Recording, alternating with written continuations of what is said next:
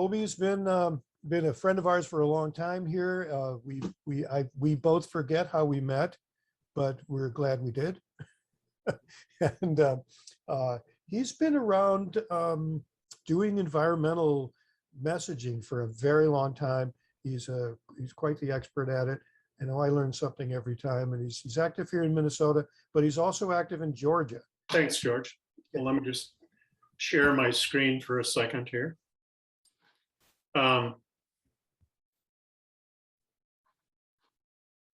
If that makes everybody see that. Yeah, okay. So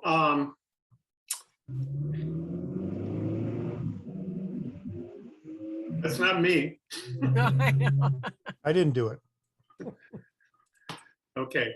I wanted to talk tonight about messaging around climate, energy, justice. As George said, this is the most important election. And if I had to go through my own personal list of issues as to what is important for me, climate would be up there toward the top of the list. And I want to tell you a little story about why. I was, a couple years ago, driving my grandson, Ian, to an event. And we were on I-75/85. If anybody knows Atlanta, it's like the 405 in Los Angeles or the Long Island Expressway. We were stuck in traffic, and I was looking at this truck ahead of me, and it was belching this black smoke. And I'm thinking, God, why do we still allow that? And the next thing I heard was my grandson, Ian, in the back seat, wheezing. And I looked down. I didn't have my air conditioning on recirculate. It was pulling air in from the outside. He was having an asthma attack. And of course, being 8 years old, he didn't have his inhaler with him. And so I'm flipping the recirculate on, turning on the air conditioning in the car, but we're trapped in traffic like cattle in a cattle car, can't get out, trucks ahead of us, trucks on the side of us, and he's starting to get worse. And I'm trying to calm him down, make sure that he's okay, trying to figure out how I'm going to get off the freeway. And I managed to pull off the freeway. We got to an emergency room, and he got treatment. And here's him getting treatment. And there was a young Black woman there who was the doctor, and I asked her, I said, thank you very much. But I looked around the ER there, and there were 5 other kids, and Ian was the only white kid there, and they all were getting treatment for asthma. This is at 4 o'clock, 5 o'clock in the afternoon. And I said, what the heck is going on here? And she said, well, we just gear up this time of night for asthma cases. And I said, well, what do you mean? He said, well, it's the traffic, it's the truck pollution, it's the coal plants that, cause this. And some of these kids had a freeway put through their neighborhood, and they couldn't move. Their property values were devalued. Their folks were stuck there. And that's just what we have to contend with. And I thought, what the heck is wrong with us? I mean, how can we put our kids' lives in jeopardy? She told me Black kids were twice as likely to die from asthma as white kids are. And that's as a result of the proximity, but they're 5 times more likely to get asthma as a result of where they live. So as a result of that, I spend a lot of my time working for MN 350 on their clean transportation team, and for the Sierra Club down here, working to get mass transit, clean, efficient mass transit in place. I don't understand why the current administration, or the previous administration, the Trump administration, rolled back trucking pollution standards. Apparently it was so a few trucking companies execs could get additional condos to go to and golf resorts or something like that. So I focused a lot on climate communications, and this is an election year. And I want to talk a little bit about the how of communications, but then I'll talk specifically about the what. From a how standpoint, I deal with a lot of grassroots organizations, and they want to know, well, just tell me what to say. And George likes to say, and I used to say there are no magic words, and George corrected me. He says there are no magic bumper stickers. And by that, I mean, there isn't a single phrase that you can utter that will get people to understand the climate issue. Climate issue is like many of the issues that we face. It's large, it's amorphous, it's a dozen different things. But it's also important when addressing an issue, and if you're a candidate, and I would, speak to this group as if you were candidates, to think about a number of things. The first one, and the most important one when it comes to climate, is to tell a story. Rather than talking about policy or talking about issues or talking about facts. I could tell you that the most recent IPCC report says that we're going to blow by 1.5 degrees centigrade, which is 2.7 degrees Fahrenheit, due to 420 parts per million carbon dioxide. And if you're not asleep by now, this is the way we tend and have talked about climate for the last 30 years. It's also in the same breath, not very useful to tell us how we're all going to die. It's a human condition to know you're going to die, but to totally deny it up until the minute you pass. And that works the same way with climate. I could tell you that we are just beginning to see some very horrendous things when we look at what's happening with wildfires in the West and drought and crop failures and that sort of thing. I don't want to hear people tell their audience that their children are going to explode like unpunctured potatoes in a microwave. It doesn't help anybody. Fear actually helps you capture attention, but we need to move very quickly into what are the solutions and how can our constituencies help. You might have heard me talk about a values sandwich. It's a form of a story. And a values sandwich sort of looks like this. It starts by talking about our values, what we value in the process, or how those values were violated by whom and why.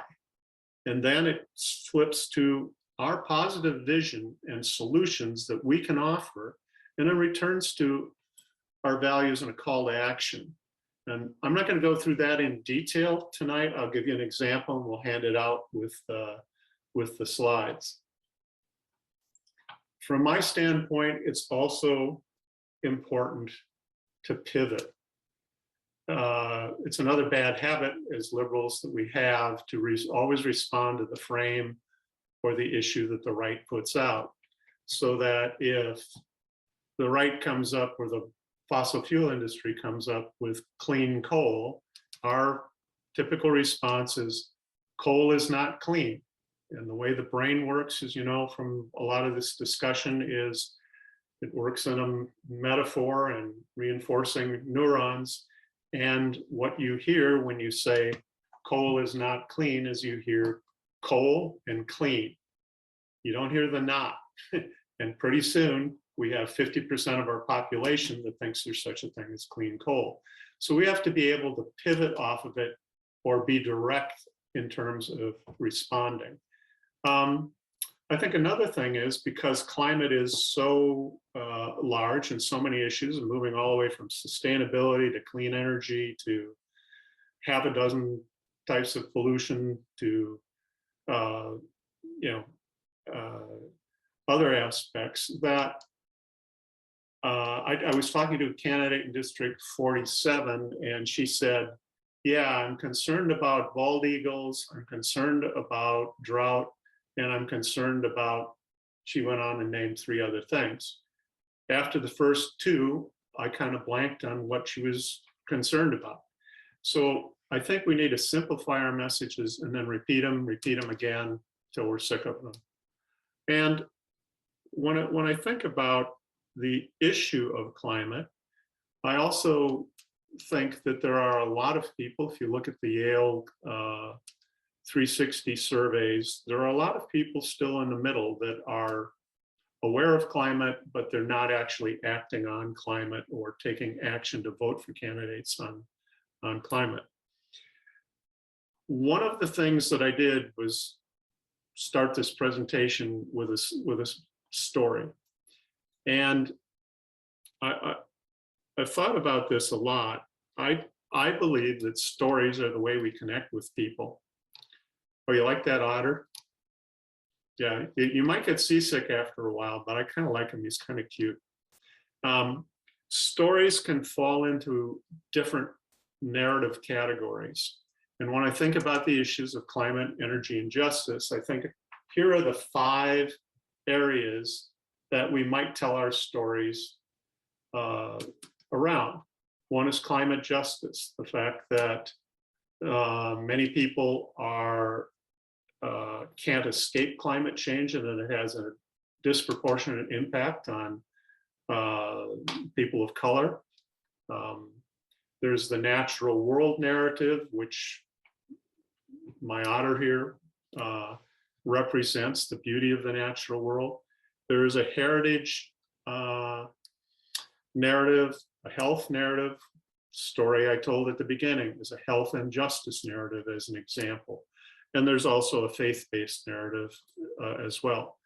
The one that is not up there, and we can look at this from the opposite standpoint of our opponents, is the economic narrative. And I've told this story a couple times, but I'll tell it one more time. I often hear things like renewable energy provides jobs.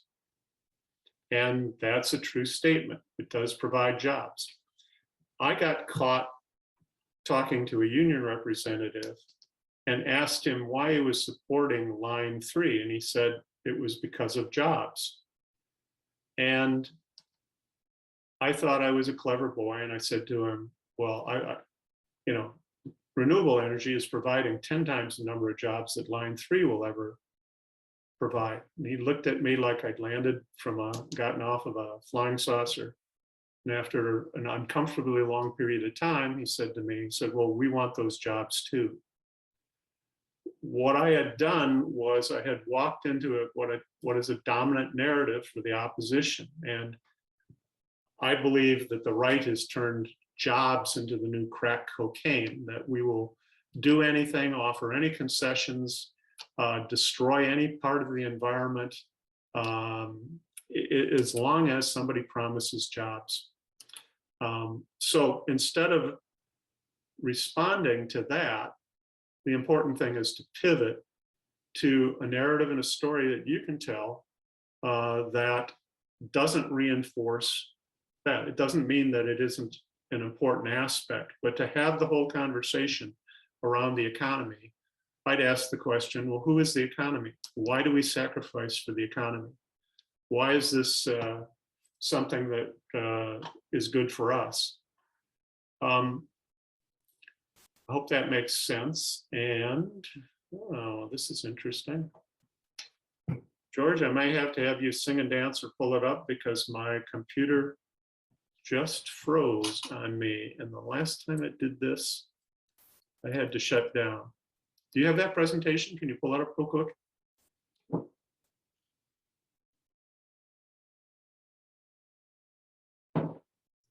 Lisa, I think you downloaded it. Do you have it? I think the otter sabotaged my computer. He splashed water onto it. Dang otters. Okay, let's see. I'll keep going while you look for it. Can you? I copied you. I don't hear Lisa. I don't know where she went.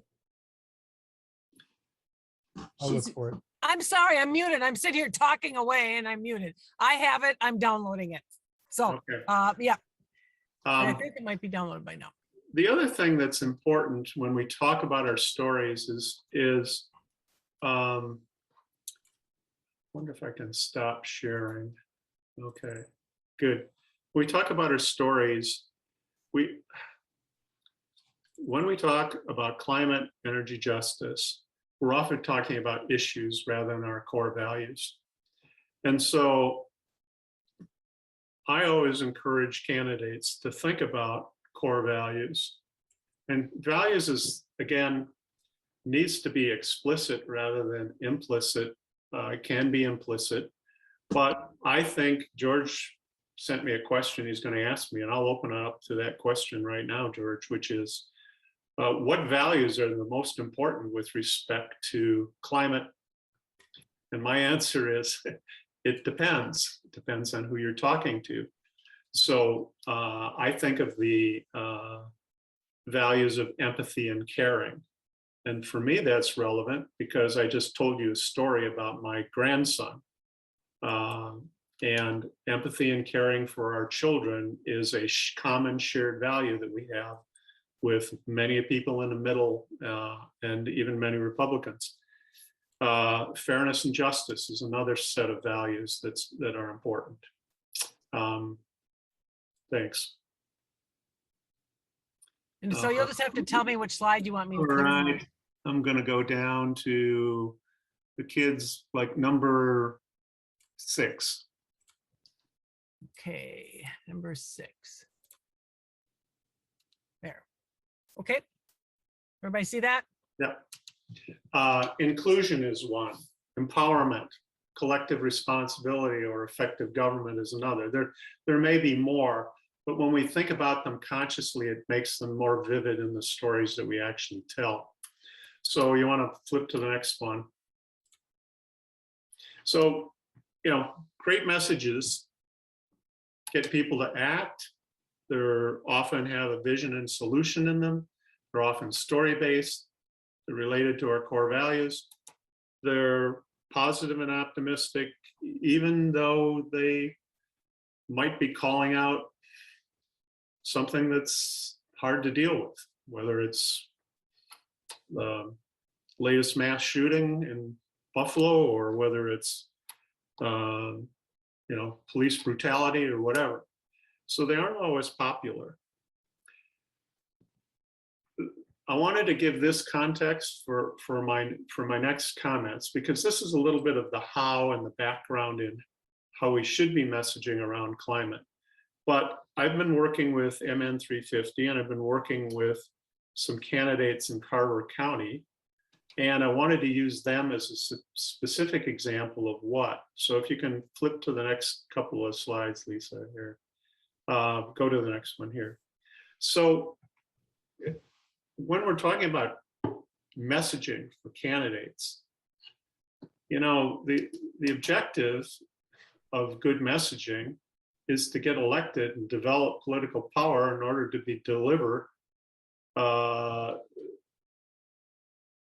for the constituents. And if you don't get elected, it doesn't matter what happens. Flip to the next one. So if you're a candidate and you want to think about talking about climate, you've got a choice. You can either connect a particular issue to climate, because climate typically isn't in the top 3 issues that most constituents are concerned about. Now, that said, we said sometimes things need to be said, whether they're popular or not. And this is a choice that the candidate has to make in their local district based on where they are, what issues are important to them, and that sort of thing. This is where we are in Carver County. Carver County, as you know, or maybe some of you don't know because you're not in Minnesota, is an ex-burb. There are some towns like Chanhassen that are relatively urban, but it's also rural at the same time with farms on the western side of the county. As a result, it's a red county. and the districts are relatively red. If you look at the results from the 2020 election, I think Trump took it by 5 points. There are certain local candidates that had more points than that. So it's a context. And with respect to climate, in Western Carver County, I might not be using the term climate. I might be using extreme weather as a substitute term, because identities of voters are already established. Maybe in Chanhassen, I can use the word climate. Flip to the next one, would you, Lisa? So when I looked at and talked to the candidates, I often ask them, well, what are your big issues? And one of them said, well, my biggest issue is door knocking. And then there's door knocking, and then there's door knocking. And my question back to her was, okay, I get that door knocking is important. What's your strategy? What's your communication strategy? What are you going to do when you knock on the door and someone answers the door? What will you say? What questions will you ask? It's also important from a strategy standpoint to understand where the GOP and the Republicans are. Quite frankly, the good news is, with respect to climate, they are bankrupt on ideas and solutions. And they tend to put out narratives that have gotten more and more wacko. They can be all the way from, it's too expensive to fight climate change, to corporations are job creators. We can't have regulations that affect jobs, using the economic narrative there. With respect to specific candidates, flip down. Here's the candidate that they're running against in 48, Julia Coleman. If you check out her website, she says she's a common sense mom who will work for you. There's some important words in there. Common sense is an important set of words. Mom is another one. Everybody loves their mom, right? She's an attractive person. Her platform is excellent in education and empowering parents. I think the empowering parents might be a code word. Protecting our community and tough on crime, and respecting your family budget. So without a communication strategy, how are we to differentiate a candidate in this environment? And flip down to the next one here, please. Yeah.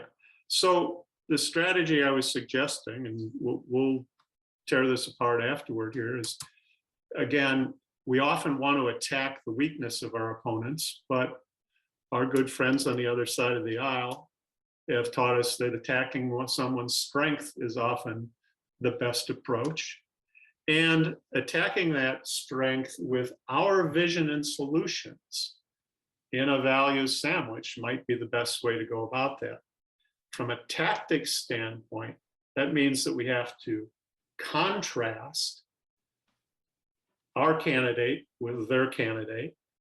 So in this case, point out how Coleman is not common sense, how she's not protecting our community, how she isn't respecting our family budgets and on energy. We have to show how the GOP can contrast them with respect to the environment and climate. And then lastly, I think we need to leave some frames that she must and the GOP must deny. In other words, we're always responding to where the right is positioning our candidates. In this case, we want to do the opposite. We want to have them try and respond to the frames that we put together. Does that make sense? Okay. Go ahead, hit the next one here. So I asked a couple of people in Carver County, what were their typical voter issues? Climate didn't come up as a #1 issue. All sorts of things came up. War in Ukraine, inflation and taxes, law and order, personal freedom. I added abortion as one of those issues. My point here behind outlining these issues from a climate standpoint is we can take most of those issues and connect them to climate. the war in Ukraine is connected in terms of why should we pay $4? Why does my opponent think we should pay $4 a gallon in gas and block renewable energy at the same time? Doesn't make sense. It's not common sense. There are a couple of issues in Carver County, because it is rural, that we tend to overlook on the Democratic farmer labor side. Farming and agricultural issues are really important in rural Carver County. So is climate and environment. And so let's take a look at how we could talk about those issues. Go ahead, flip it. So we've talked, has this group gone through race class narrative? You're familiar with the Anat Shankar-Osorio approach to that? I'm a big fan of that. And the only thing I don't like about it is I don't like the length of it. It tends to be a little long. So I'm going to give you a short version.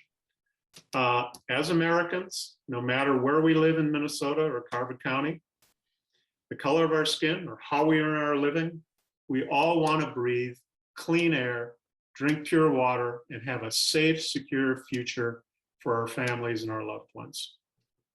Okay, that's a positive statement.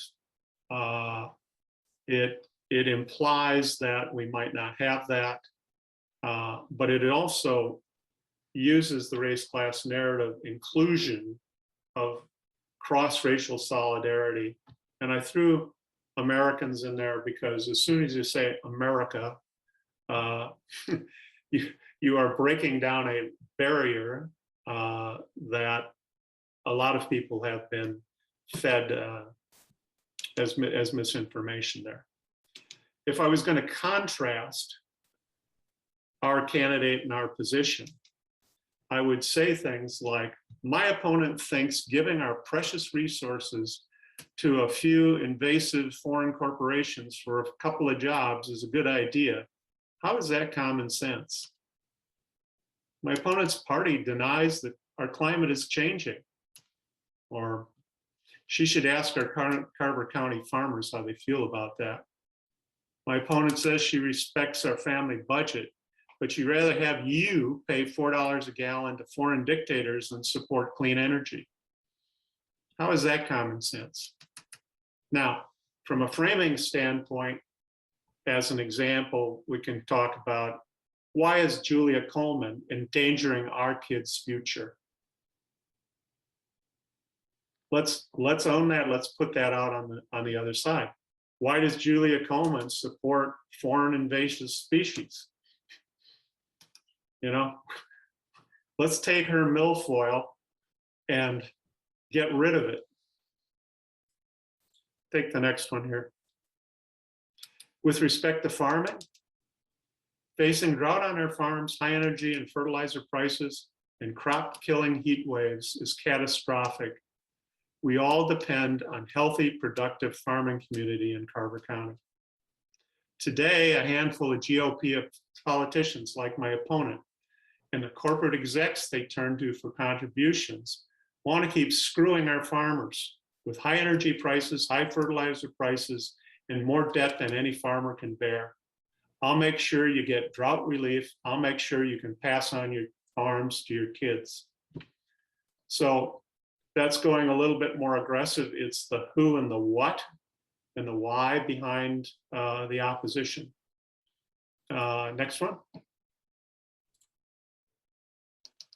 So the contrast. My opponent denies there's a drought and is blocking relief the Carver County farmers need. Doesn't matter if I'm a farmer. The fact that she's standing against the farmers is more important than whether you're talking to an urban or a rural resident in the county. My opponent blocks funding on clean renewable energy. Contrast, I see it as a new cash crop for our farmers.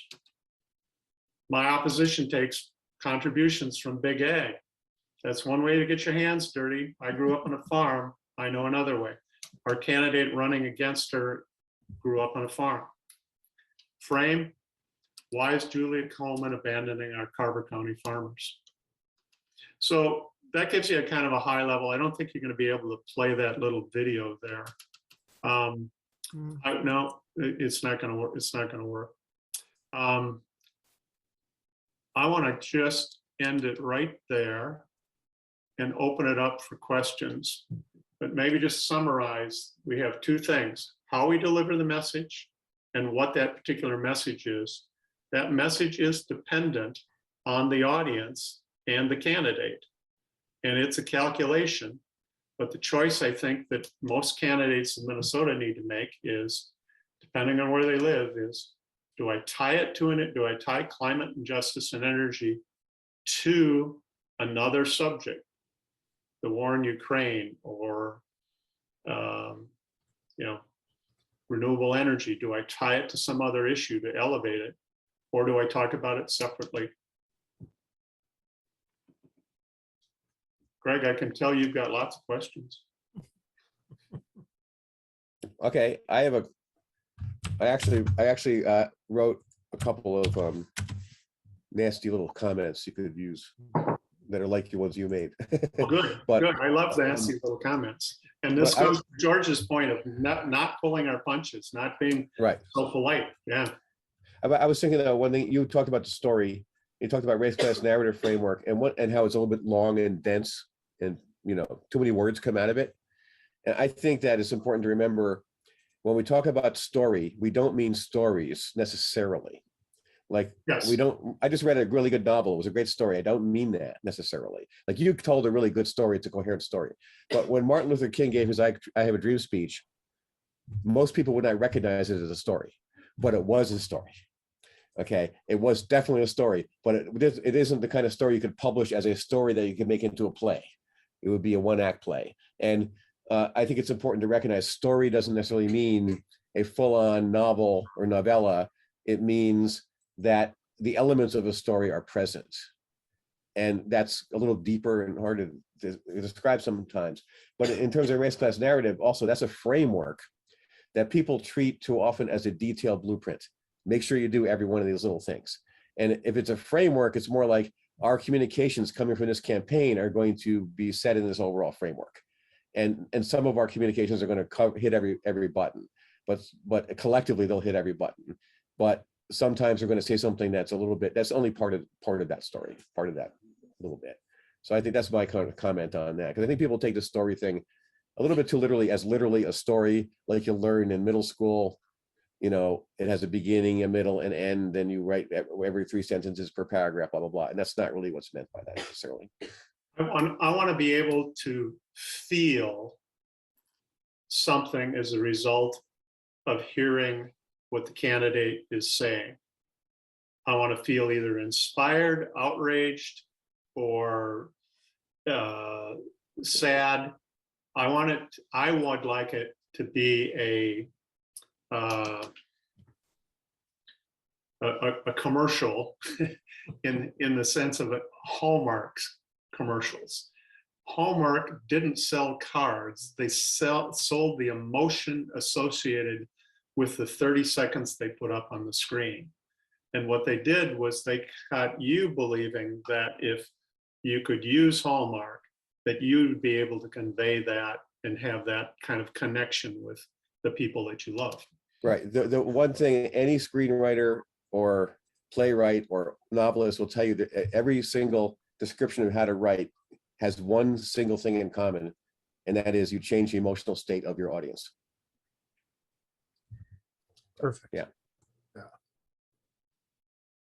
I want to pick up on the race class narrative for a moment. And again, the idea is that the people on the right use, and Hobie and I talked about this last week together, working through it a bit.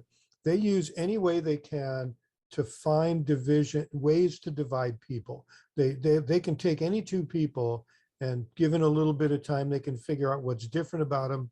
Then they have a whole truckload of people with hammers and wedges to come over and drive wedges between people. And this is a huge part of their strategy. And so we were talking about Hobie was talking about how difficult it was to decide what to say in that first sentence of the race class narrative. It's usually something along the lines of no matter how much money you make and what color you are and such. Basically things, the idea is to pull people back together, to erase the divisions, to talk about solidarity. And something that we worked out, which I thought was important, is that if you're not sure exactly what to put in that, what I call a prefix, because you can put that no matter who you are, where you live, how much money you make kind of thing, on the front of just about every message. And so what's important is look at the people you're speaking to and say, what are the divisions that they're aware of? How is this community divided? And then use those to inform your first sentence on your prefix to it. So just thought I'd mention that. And another quick comment, Julia Coleman, I noticed on her on what you had put up there that she had said, she used the words protect and also empower, which is something you don't hear. You don't hear the word empower from Republicans. In general, the role of government for conservatives is protection. The role of government for Democrats is protection and empowerment. So it's interesting. I think we should keep our eyes and ears open to see if the empowerment frame comes up more in Republican messaging. To me, that would be a sign that yet once again, they've figured out what we ought to be doing, and then they just steal it and try to preempt us. I think though in that one, it seemed to be like it was very specifically focused on the context of critical race theory, empowering parents. Sound like dog whistle to me. And maybe so I don't know if she, what? Maybe she just got lucky, sorry. Yeah. So maybe, Toby, if you, one of the things you brought up before, and I kind of want to work through this a little bit, was that when we talk about clean coal and the idea that we don't want to turn right around and say, no, coal isn't clean, it's dirty. And I'm thinking about the time here, the sequence of events. We've preached, all of us, and Greg too, have preached that we want to be sure that we do not respond to the Republicans' charges. We want them responding to us. We want the GOP to feel that they have to move left to win. That's our goal when we get there, so that they're what things can the candidate deny. But there is a time to turn back around and bring back the fact, which you did in your story. So your story talked about how the coal plants in the area caused the asthma that caused the racial injustice and the harm to your grandson. And so I just, I'm guessing you're not saying there's a prohibition about talking about dirty coal. Oh, I think we should see the object of our verbs. Coal is toxic. Coal kills. And if you lived in Georgia, you would be faced with 300 million tons of coal ash seeping into our water supply that's causing cancer and about to pollute the whole water supply system for the city of Atlanta. I think you can be direct about that. What's our vision? Get the power company to take that coal slurry away from the river, put it into lined pits, and not, and threaten our health as a result of this. Mhm. So I just would be direct on it as opposed to denial. Your first clue is if you're ever responding by saying, well, that's not something. And I was talking like to the example, same example as talking to the head of the Chicago Sierra Club communications director there, and she wanted to start a campaign that says natural gas is not clean. And I'm going, no, probably you can do something better than that. And then but we all have our favorite things that we kind of like to do. And one of the things in the grassroots movement in the climate area is that we're understaffed, overworked, and just want to throw stuff out. And that's not working. It hasn't worked for the last 30 years. And I hope that we aren't continuing to do this, or we're going to be in deep doo-doo. So getting messages do also develop organically from organizations. If they're smart, they'll test the kinds of messaging that they're putting out there.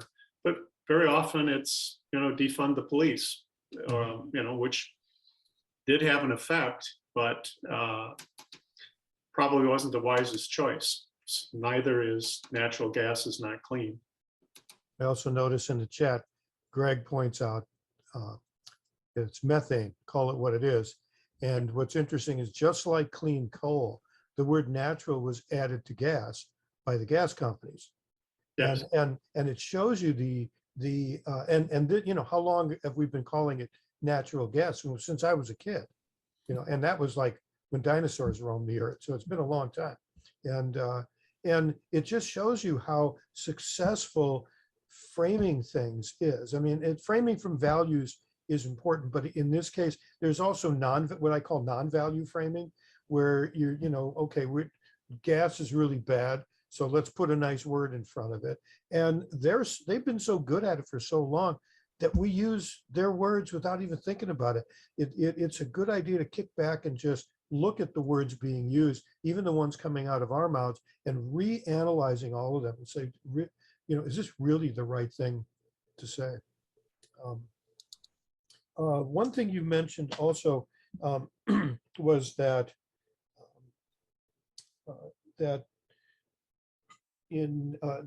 there was a message. I don't know if it came from Julia Coleman or not, but that this idea that this is not the time for this issue, to solve this problem. And what's interesting is it's not just our opponents who say that. This happens on our side also. I've had a conversation with one of our representatives. In fact, it's an ongoing conversation about healthcare for all.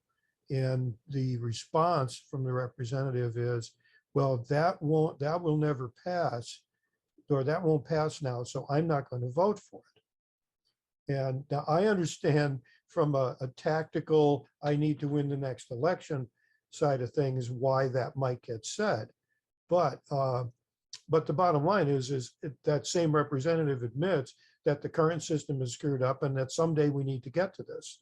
And so I think the lesson here, though, is that if we allow that kind of messaging to come from our side, what happens is it becomes a self-fulfilling prophecy. I mean, how long has it been since Jimmy Carter told us we all needed to be into renewable energy? It's been a really long time. And because people are going, well, it's not the time for that. It's not the time for it. I can't vote for it. Here we are this much later, same with healthcare, when the Clintons brought it up a long time ago. You brought up something that I think is important that Republicans do that we need to do more of, and that's the trait of inevitability for the things that we want. So if I looked at, I think you said Phil Adams is here. Phil's here. We think about electric vehicles. And first of all, they were too expensive, and then they didn't have the right mileage, and then they didn't, I mean, you go on down the list of all of the reasons why. And where we are now is when we refer to it as, I need to put chargers in my local city here because electric cars are coming whether we want them or not. Yeah. That's inevitable. It's inevitable that 10 years from now, this is going to be happening. And I think that's an important part of our vision and solution, is to talk about the solutions in a positive sense. But one of those attributes is inevitability, because the right is always contrasting what we're for by saying, oh, it won't work, it's too expensive. Yeah. But then in a way, it's kind of like a future projection story in a way. Mhm. We've changed the frame to make what it is that we want. When we say inevitable, we basically make it it's here. This is being done. It kind of makes it real because we're doing that rather than having in this suspended state of this hasn't happened yet, and we hear this all the time again about this election. This election is the most important one, and we just don't think about the time element, and so we tend to what we make out of this is that the problem that we have is always in this suspended state where it hasn't happened yet, and we have to do this to make sure it doesn't happen. Whereas what's really happening is a lot of these problems existed. For example, most recently, 19 states now have decided democracy is not useful, and so their legislatures can overturn elections not only for president but for every other level of government if they don't like them. And so that's already happened. So so the inevitability or the turn back kind of frame, something to put that time element there to make it not something that, to not minimize what's happening. I don't know if that's clear, but. And I think, Phil, we talked about that inevitability thing before, wherever Phil went. He's probably here somewhere in relation to electric cars. What else do we have here? Hey, can I ask a quick question? Yeah, go for it. So, Hobie, you mentioned you had something about children, and so it brought to mind basically something that we alluded to a little bit on the word empowerment that Republican is using, and how hard they're attacking education and teachers, and try to paint, they're using pedophilia. They're just, but this whole, I wonder about whether if we talk about children, if we are pushing the wrong buttons or not. I'm not sure, but I really like your presentation. It's, and also in the list of values that you have, I missed the last one. You had, what was the last one you had? The last. I don't know, at least I'll have to pull it up. The slide with the kids playing. Oh, yeah. Kids playing. Collective responsibility. Oh, Yeah, awesome. where we use government to help each other, as opposed to the frame that government can't do anything correct. And so I just said collective responsibility, which is my way of saying, rugged individualism only works when you're smoking Marlboros. It doesn't work when you're trying to actually run a country. Yeah. Hey, Hobie, can you talk about the word you had, heritage? I like that too. Yeah,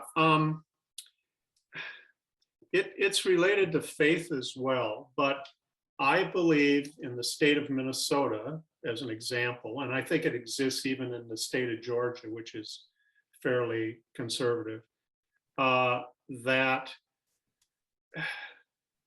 we have a history of enjoying the environment and fighting for the environment and the climate. And it goes all the ways from our parks to the fact that we like to hunt and fish, that we have cabins, that people, we've stopped taconite dumping in Lake Superior. There's a history there, and it speaks to an element of inevitability, but it also speaks to being part of something bigger and having responsibility. If we look at the right and the classic George Lakoff moral hierarchy of God above man, man above woman, man above children, man above the environment, I think there also goes with that a responsibility. And if we can pull the string of responsibility of, we are responsible for taking care of each other and the environment, which is in most religions, and that's why faith is there. In most religions, there's an edict to care for each other and to care for the planet.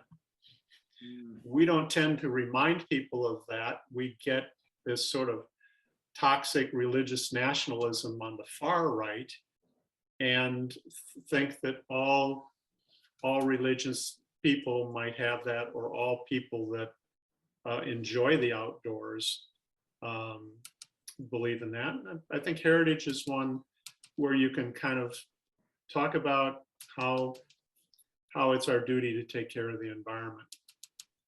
I like that that call to the greater good too, you know, the important the responsibility of taking care of each other and the planet. Which I think speaks to the bigger message of division that is so prevalent. I mean, that's such a big thing on the right, and the common good, and we all do better when we all do better, collective responsibility, all of that stuff is so very important, and we need to turn away from what they're doing by dividing people, by talking about the common good as often as we can. Yeah. So we're all in this together. It's Yeah. not every man for yourself. And I say Philip, man. Philip's got a question, but before you do that, I just want to acknowledge, in case we don't get to it, Julie Fryer has a comment in the chat that we're working on framing around ethanol and climate change. And that's a very interesting one. And I wouldn't mind, you know, blue skying a little of that. It is a trap that, you know, don't screw with our corn because we're making ethanol. But here's something interesting you may or may not know, and this is a fact on the fact and the issues side, that our corn production drops, and this is going to sound wonky, and I've got to figure out a way to make it less wonky. Our corn production drops by 0.6% for every degree day we have over 95 degrees. We have moved from 3 days above 95 degrees in the last century to 23 days this century so far, but we're on our way to 50 days and of over 95 degrees Fahrenheit. Our corn crops are projected to drop by 50% Wow. over the lifetime of your kids. Okay? And if you don't think that that's a problem, that we should be growing corn to put in our cars that is killing the corn that we're trying to grow, you're not common sense. And so there are some ways, I think, to deal with this.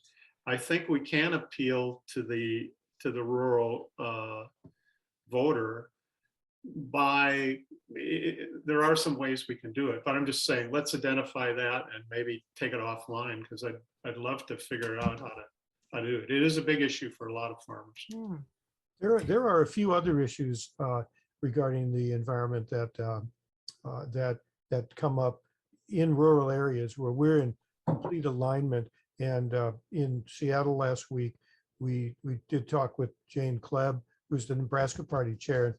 I hold this book up often, but if you want to have, and it's green screening out on us, but Harvest the Vote.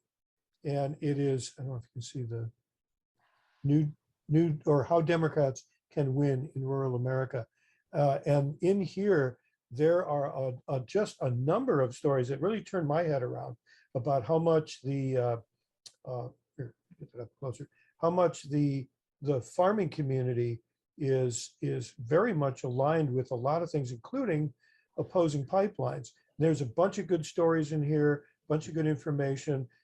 We promoted this book at the meeting in Seattle because I think the other chairs need to know it too. I think we're missing as Democrats the stories that we should be talking about with rural people, and the idea that, in fact, there was, for what it's worth, there's a push within the chairs of the state parties it's called a party modernization.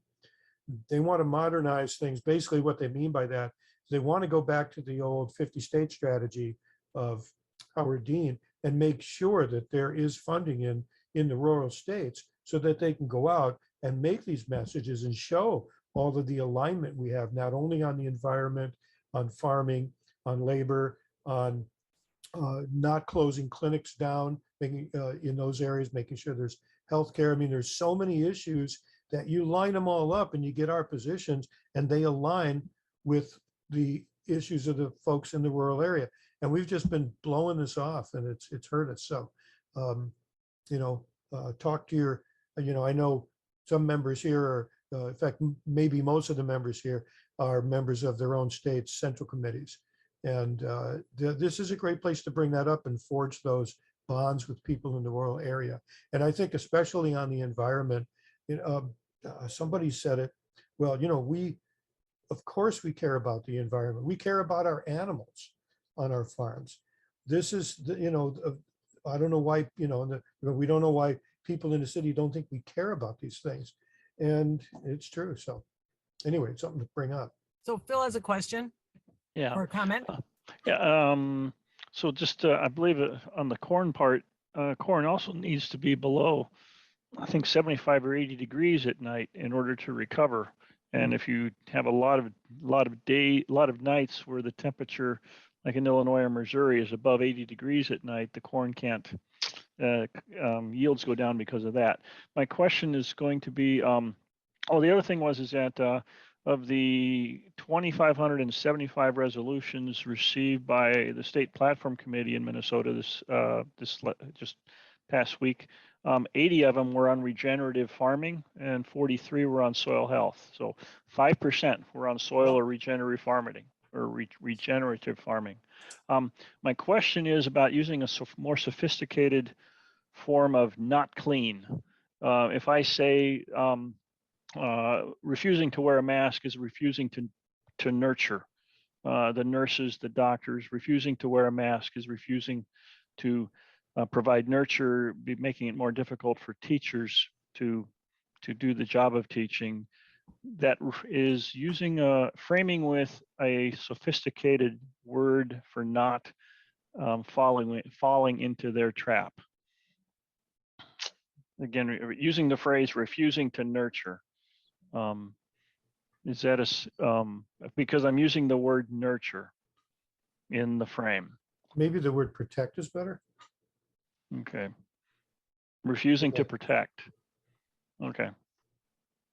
I often refer to people in rural Minnesota as stewards of the land.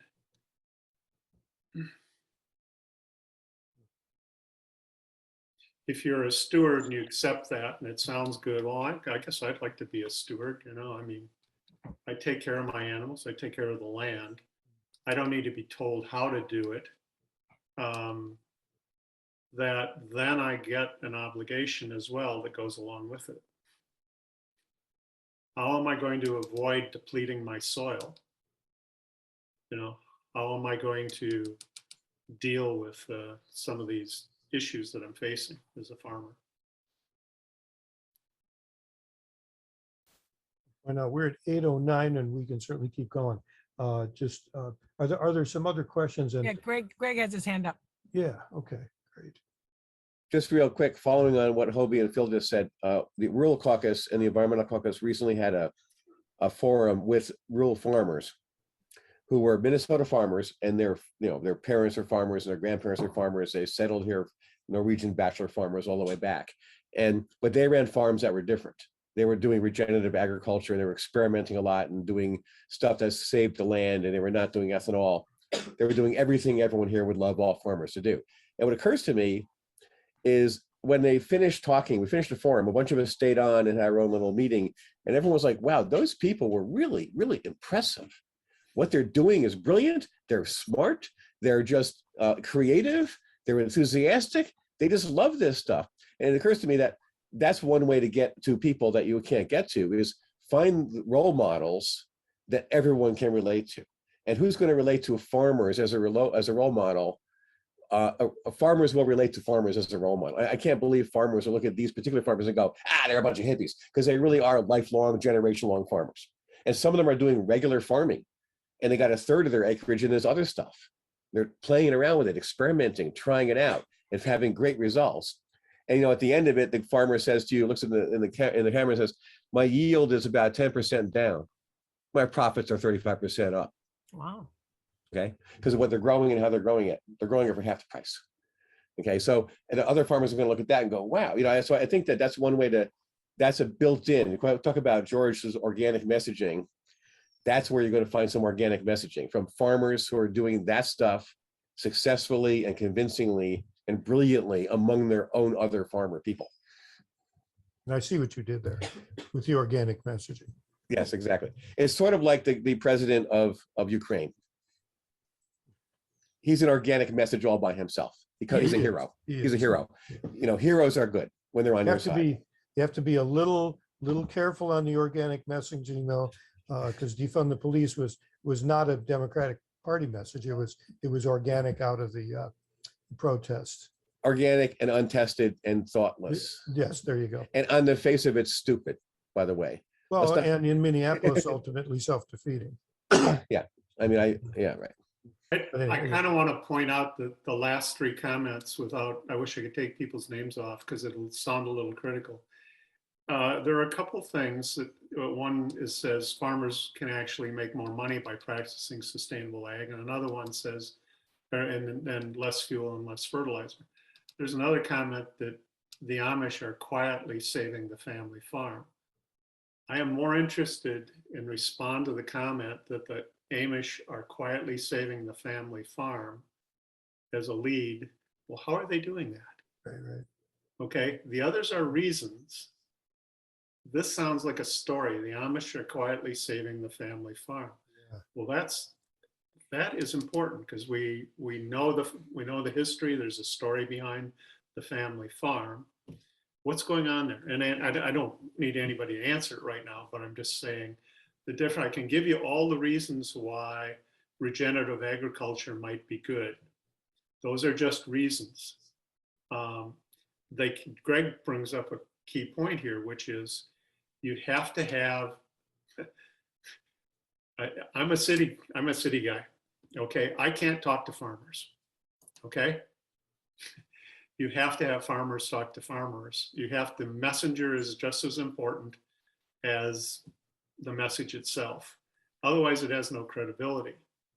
And so what we tend to do as liberals is we tend to say, well, I'm going to tell you what you need to hear. You should be doing these 5 things.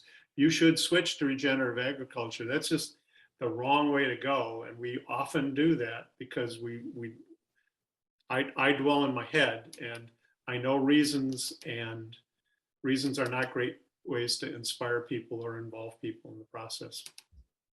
And what's interesting is we did a thing down in Winthrop, Minnesota, where we had farmers come in and we talked about this, and they were saying, the Metro folks, it's not, at least these people, and they were all Democrats at least, and they weren't mad at the Metro people. They wanted the Metro people to understand it. They're going, we'd love for them to come down and see our farms, and we'll show them what we do and how we do it. I think they wanted to dispel myths and such. But and then I think also in rural areas, a lot of the concerns are the same, but I sometimes think it's easier than we think to get them to turn around. And again, it's Jane Klebb with her stories, and she says in her book, there it is again. I'll hold up your book when you get it done. But her stories, basically what her power was. This book, George. There we go. Nice. Hey, I got to get a signed copy of that one. It's on its way. There you go. But what she did is she just went to all sorts of meetings, farm meetings or local community meetings all around the state of Nebraska. She showed up at one of those meetings. The guy goes, after this, I'm going to another meeting. She goes, I'll follow you. And she's following the guy.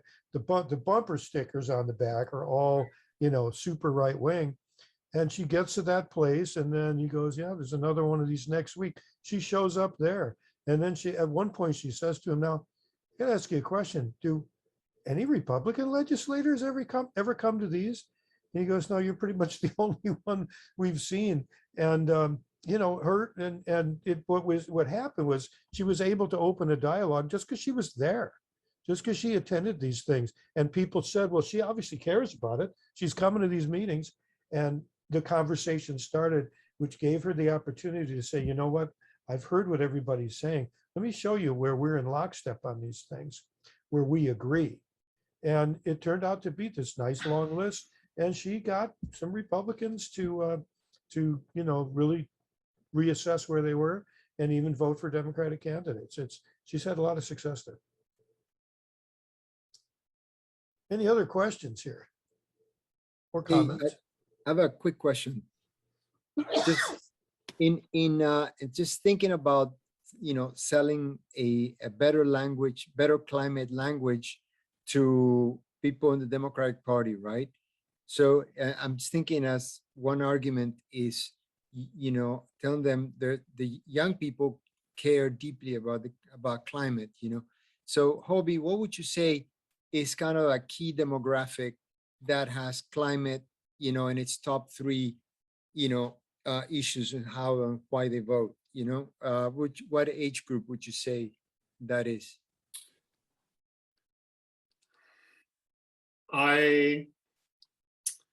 First of all, you've limited age from a demographic standpoint.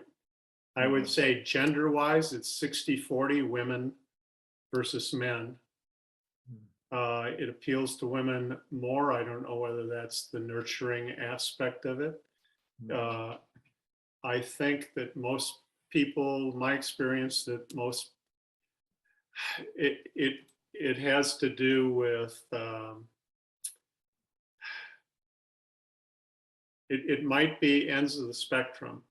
I don't know whether the young people will show up at the polls to vote, but they are really, really pissed off. There is no tolerance for, I mean, they don't have power, and they see what's going on, and they see their futures being squandered, and they are mad. Whether that can be channeled into doing something, I don't know. I think there are people like me who have got grandkids that are concerned about the future for their kids as well, or have more time to actually get involved with things. In the middle, we've got a rural urban split that is really a problem for us.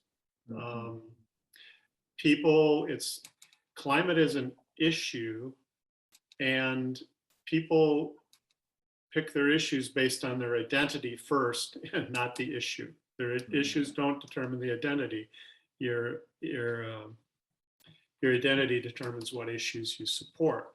That's why going into a rural community and identifying as a Democrat or whatever, they'll just write you off. It's the wrong message. You can talk to farmers, be a farmer, you know, have that conversation. That's an organizing issue. So I don't know. I think we're getting a little better at not always reacting. I hope we are. I just wish we would do less fear mongering and less beating people over the heads with reasons and facts. Yeah. Really, you know, there's a lot to learn about this, but it's also easier than you think. It's one of those things when you finally get it and you see how this messaging works, that you know, you go, oh, it was easier than I thought. So Oh, it looks like Betsy has a question. Yes, I wanted to ask about the aquifer and irrigation on that farmland. We hear a lot about that with the climate crisis and the lack of water, and all these farmers irrigating, and they're going to be depleting the aquifers. Is that ever addressed by anybody, or? Well, and I think what you're saying is true. in western Kansas in the Ogallala Aquifer. They're running an experiment where they're trying to get some farmers not to irrigate on certain time. I don't understand the details of it, but they can't all irrigate, okay? And because the aquifer is drying up, and they won't have farms to pass on to their kids because there won't be any water. And we watch what desertification is doing. It's moving across the United States at 15 miles a year, and it's not going to take long before that's in eastern Kansas, maybe, you know. You know, So can I just say think something? it's an issue. I would capture it, but I might then look at and ask, what are the questions? Like, what are the solutions to that? So you can use that as an attention grabber, but from a messaging standpoint, I'd want to know what crop techniques you know, are used to conserve moisture in the topsoil. What kind of irrigation techniques are more water conserving? Yeah. Well, I was just, there's a commercial that's, I don't know if anybody watches Free Speech TV, but there's a commercial, and it's quite long, and it's about the Colorado River. And this is just a messaging thing. No solutions are offered in this commercial, but it's amazing messaging. And it's spoken by two different narrators, one male, one female, and they are speaking in the first person as if they are the Colorado River. And it's really, I just was thinking about, as you're talking about all this, and they say, you know, things like, I am the most used, I am the hardest working river in the country. I am the only river that does not kiss the ocean. Use me well, and I will sustain you. Use me as you have, and I will die. And it's a very powerful commercial. It does not offer solutions, but boy, it sure makes you think, like, you know, like this, you know, we have to do something. And I just thought, from a messaging standpoint, I'm just wondering what you think about using that terminology in a commercial type format like that, a river in the first person, like personifying a river. I don't know. To me, it was powerful, but I don't know what you think about that as a messaging overall. It's an opinion on that, is that it can be very easy to be overwhelmed when talking about agriculture or climate. That the climate is big, it's amorphous, it's terrifying if you understand it at all. And that hope is not a strategy here.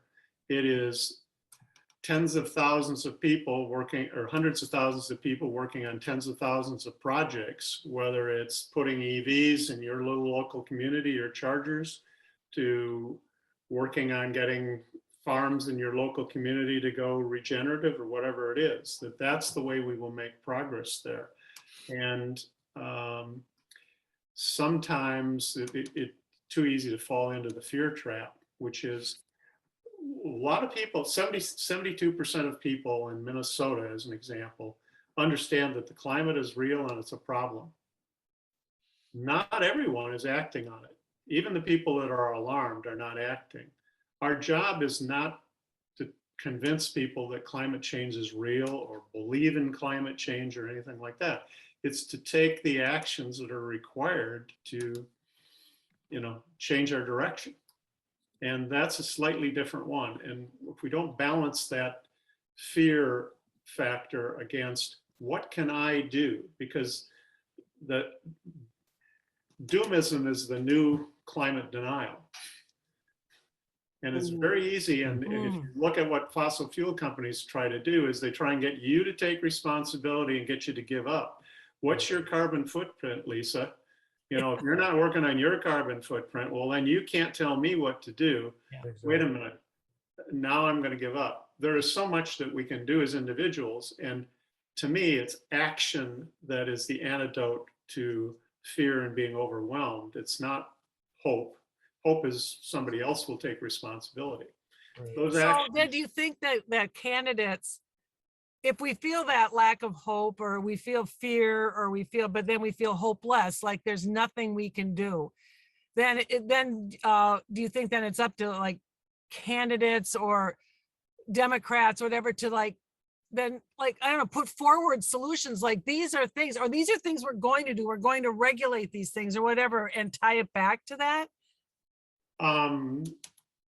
I think it's up to candidates to talk about the solutions. And the way we overcome cynicism is the Shankar Osario way of including, and here's how we did it in the past. You know, we, in Minnesota, we stopped asbestos pollution in the largest clean water body on earth, Lake Superior. And we can stop X, Y, or Z. And this is how we do it. And this is my vision for where we want to go. And so to talk about it in those terms, give an example of how we've overcome in order to counter cynicism. But again, it depends on your audience. What are some of the actions, some simple actions that everyday person can do? So many times we're just talking about capturing carbon, and for most people, that's like, well, okay, that's industry. What do I do? I think the way I break it down for people is there are 4 levels that we have to be involved with. On a personal level, we lead by our personal example and our personal choices. So I've taken a pledge not to fly. I personally have gotten rid of 1 car, and I've also taken a pledge to reduce the number of miles I drive from 12,000 down to 6,000. Some people change their diet. Some people, you know, do. So there are those kinds of things on a personal basis. The second thing is that we don't like to talk about stuff that's not very pleasant to talk about. And so we still, as much as we talk about climate, we don't talk about it very often with our friends or our neighbors, and we avoid the subject, partly because we think it's polarizing. But I think it's to talk to your friends. It's not to talk to them in a proselytizing way. It's by talking to them about what you're doing. And the third thing would be to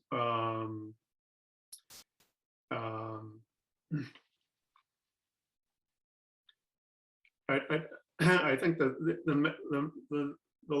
third thing is to show up on your community level or your community. So as an example, I help run a group down here in Decatur. It's a city of 25,000 to get clean energy adopted. And we've been able to get the city commissioners to allocate $300,000 to get consultants in to help us figure out how to get clean energy into the city. We're working on a pilot program to weatherize 100 homes. We're trying to get 100 electric vehicles into our city fleet. We're trying to get our school buses converted over. So that's showing up on a little local community level. If I'm not trying to save the world, sometimes saving the world is the enemy of doing something and actually getting it done. And I think the last one is to show up politically. You know, we have to nominate candidates down. I'll give an example. I look at, Wisconsin, conservative Wisconsin just passed a clean energy plan. Illinois has got one that makes California jealous.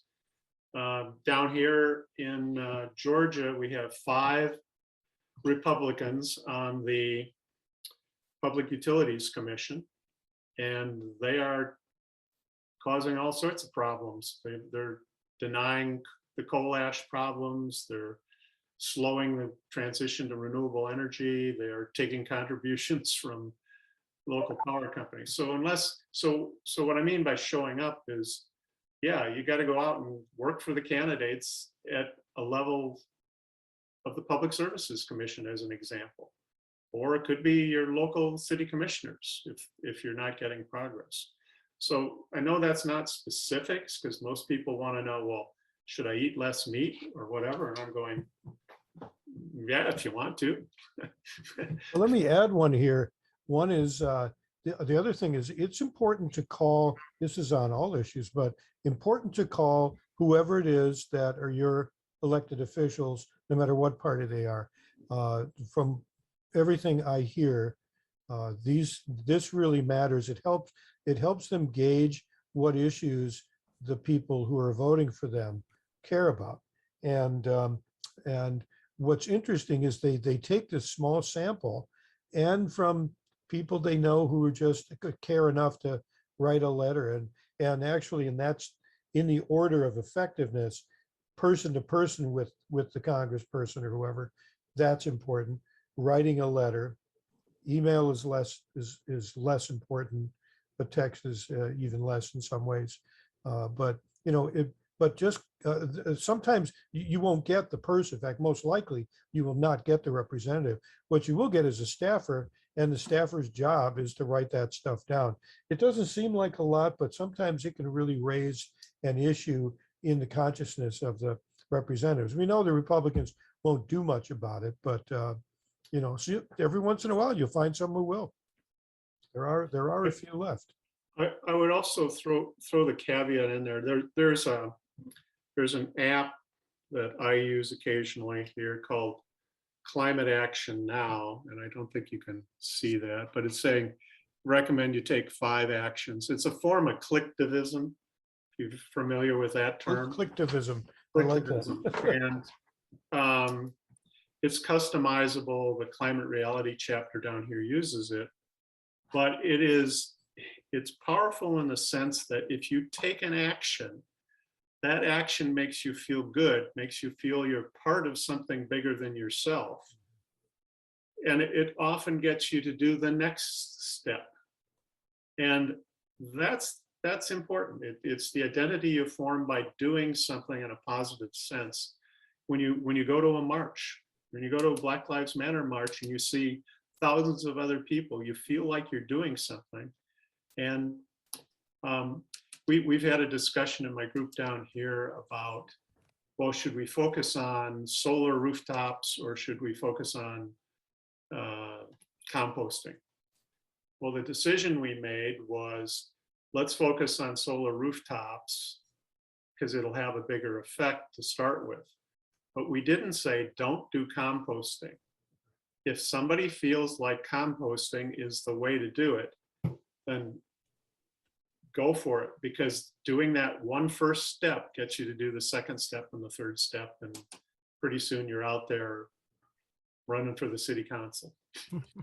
And I think from an organizing point, what's interesting is I think there are a lot of opportunities in doing work in the climate area, because you're outside. A lot of times you're meeting people maybe to do something, cleaning up a river, plant a tree, whatever it is. But organizing is all about community.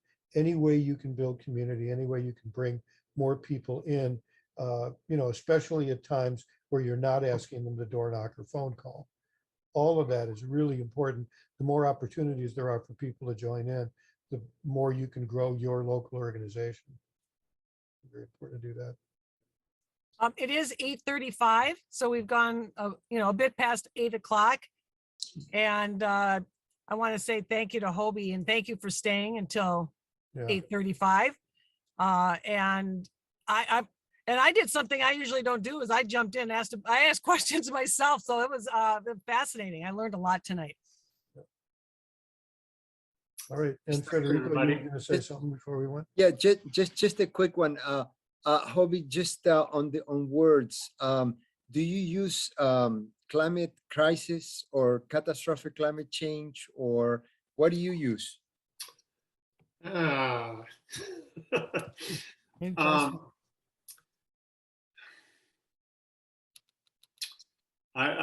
trying to remember the post I put up on this, and I'll send it to you, Federico. Okay. I tend to use climate crisis. I tend to use global warming. Global warming, I think we get here again. I'd rather have you feel the object of the verb by saying, I don't care whether you're talking about the environment, but if I say, I could say clean air, but if I say the air that we breathe, I know. Yeah. that Yeah. is different Get than if I'm people just into saying message. clean air, because I can feel that. And I will tell you that the atmosphere that we have surrounding our planet is thinner than a coat of shellac on a basketball. It's thinner than the skin of an apple compared to an apple. And you and I would die if we were 3 or 4 miles from where we are right now. We went straight up, we couldn't breathe. Okay, that's how little air that we have. And that thin layer of air keeps our planet at just the right temperature for all of the life processes, for our water cycles, for our growth of our plants, and feeds the rivers and the farms and that sort of thing. And we need to take care of it. It is extremely critical to all of us, and it connects us all. So I just leave you with that everything is connected. Nothing stands by itself, and that we are dependent on the earth. We are not masters. I don't believe we are masters of the earth in any way, shape, or form. And that if you study things long enough, you'll understand how things become connected. So. All right, well, thank you, everybody.